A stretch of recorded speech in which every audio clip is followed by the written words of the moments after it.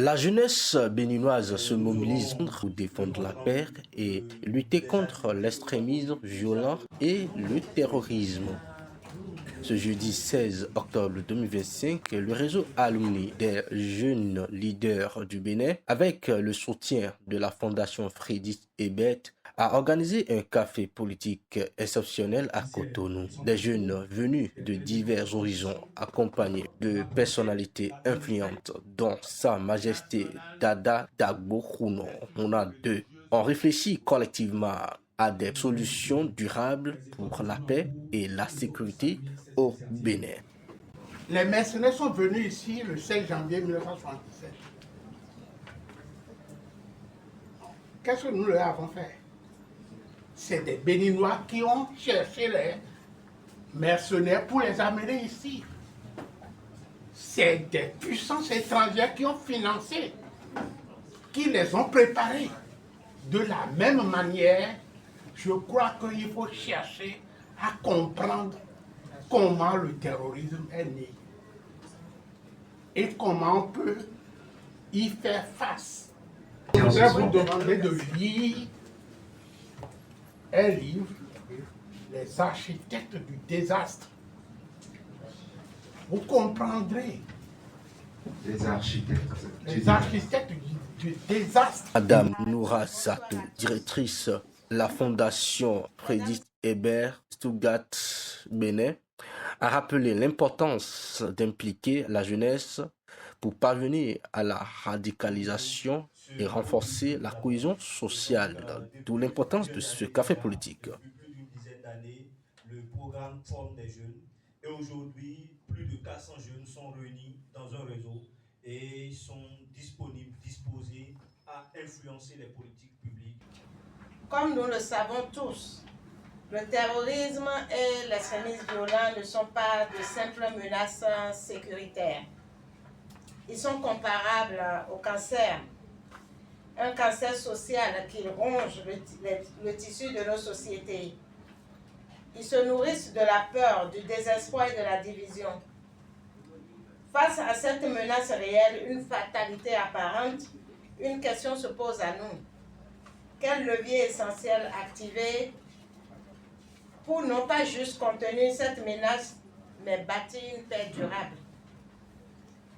La soirée politique qui nous réunit ce jour est un cadre de réflexion et de propositions initiées par le réseau des alumni, des jeunes leaders du Bénin, qui bénéficient du soutien de la Frédéric Ebert Chilton. Ce rendez-vous politique entre les jeunes a également accueilli un plateau spécial sur les thèmes lutte contre le terrorisme et l'extrémisme violent. Quel levier pour une paix durable? Parmi les intervenants de ce plateau spécial figurait le colonel Didier Aranvoedo, honorable Yakubu Malehossou de la fondation Malehossou, Lucrèce Agorhui Aguemon et William Cliquant, modérateur du panel et journaliste. Durant plusieurs heures, les participants ont analysé les causes profondes de la radicalisation et proposé des actions concrètes. Sensibilisation dans les écoles, renforcement du dialogue communautaire, l'employabilité des jeunes et leur implication dans les politiques locales de sécurité et la promotion de la sécurité sociale selon les pratiques ancestrales. Pourquoi vous avez invité les acteurs de la chefferie traditionnelle? Est-ce que c'est pour vous applaudir?